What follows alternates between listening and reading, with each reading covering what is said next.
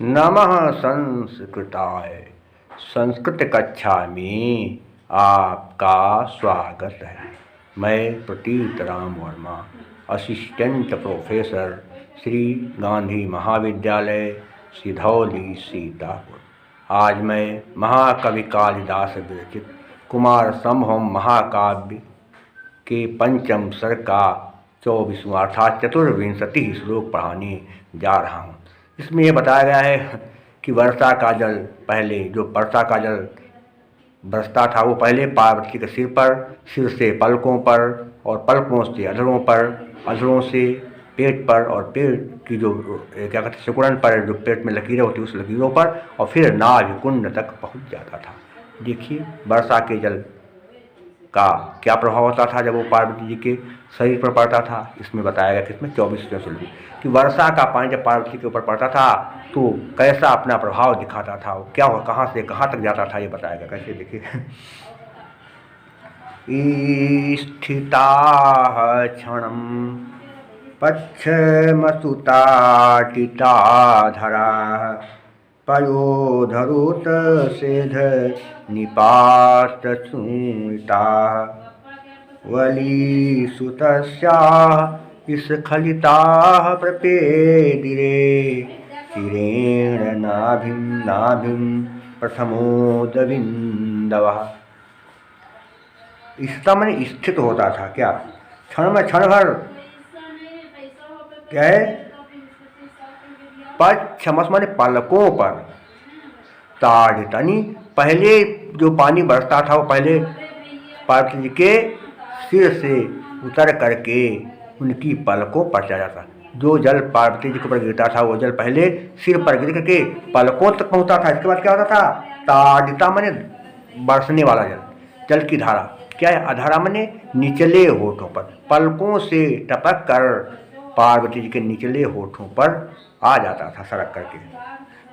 आगे देखिए पयोधरोत सेद माने स्तनों के ऊपर गिर करके, क्या है निपात चूर्णता माने इधर उधर बिखर जाता था, ढुलक जाता था, और अधरों से टपक करके सड़क करके वो जल पार्वती जी के स्तनों के ऊपर आ जाता था और इधर उधर सड़क जाता था, उधर उधर जो है निकल जाता था। फिर क्या होता था, वलीसुतस्या उनके, तस्या वलीस माने पेट पर जो लकीरें बनी होती, सिकुड़न होती है, कह सकते पेट पर लकीरें बनी होती, तो उनके पेट की लकीरों पर इस खलिता माने गिर करके प्रपेदिरे प्राप्त हो जाता था, और वो स्तनों से गिर करके पेट पर बनी हुई लकीरों पर या पेट की सिकुड़न पर पहुंच जाता था। फिर क्या होता था, चिरण माने कुछ देर बाद, नाभि प्रथमोद बिंदवा, और फिर उस जल की बूंदे नाभि कुंड तक पहुंच जाती थी, नाभि के पास या नाभि तक पहुंच जाती थी, या नाभि कुंड के पास चली जाती थी। पूरा क्या बहुत आसान।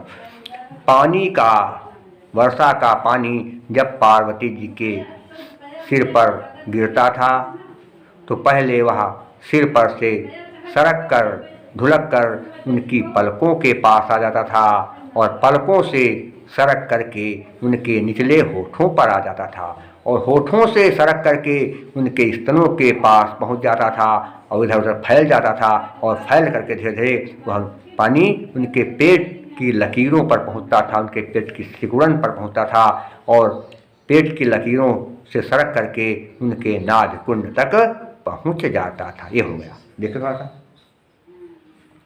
कहाँ पर कैसे क्या है, ताडिता धरा मने ताडिता धन अधरा अकः सवर्णे दीर्घ।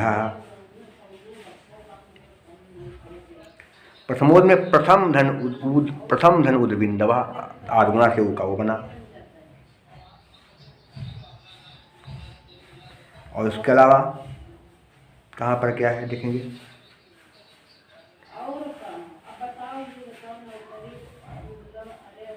क्या कह सकते हैं, पयोधर में क्या होगा, पयम धरती उपपद तत्पुरुष समास हो जाएगा।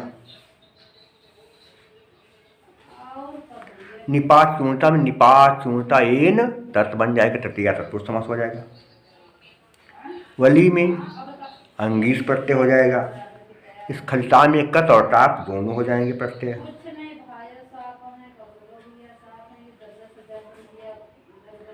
इस तरह से प्रत्यय हो गए। और अलंकार कौन सा?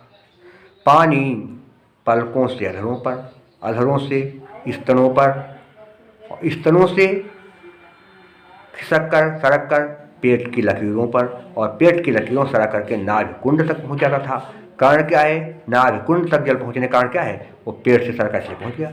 तो इसलिए काव्य कार्य कारण दोनों है। क्या होगा? काव्यलिंग अलंकार है।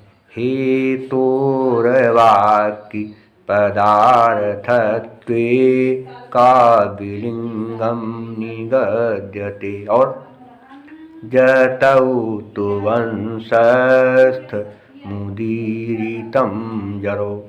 वंशस्थ छंद है और प्रसाद। जो बात बताई जाए तुरंत दिल में बैठ जाए, समझ में आ जाए, तो वहाँ पर प्रसाद हो। क्योंकि यहाँ बताया गया पानी पहले कहाँ गिरा? पलक पर, फिर पलक से अधरों पर, अधरों से स्तनों पर, और स्तनों से पेट की लकीरों पर या पेट के सिकुड़न पर, और फिर पेट की लकीरों और सिकुड़न से सड़क करके नाभि कुंड तक पहुँच गया। इसलिए क्या है? कार्यकारण दोनों क्या होगा? काव्यलिंग अलंकार हुआ ही, और सब बातें समझ में आ रही हैं। इसलिए क्या होगा? प्रसाद हो। चित्तम व्यापनोति क्षिप्रम शुष्कन्धेन मिवानलः सप्रसादः समस्तेषु रसेषु रचनासु च। और जहाँ पर भाषा बड़ी मधुर हो, व्यंजक वर्ण हो और समासों का अभाव हो या बहुत कम समास हो, वहाँ पर वैदर्भिक क्या हो? माधुर्य व्यंजक वर्णये रचना ललितात्मका अवृत्तिरल्पवृत्तिर्वा वैदर्भिरीतिरीष्यते। और भारतीय वृत्ति शेष मैं आपको अगले अंक में पढ़ाऊंगा। तब तक के लिए नमः संस्कृताय।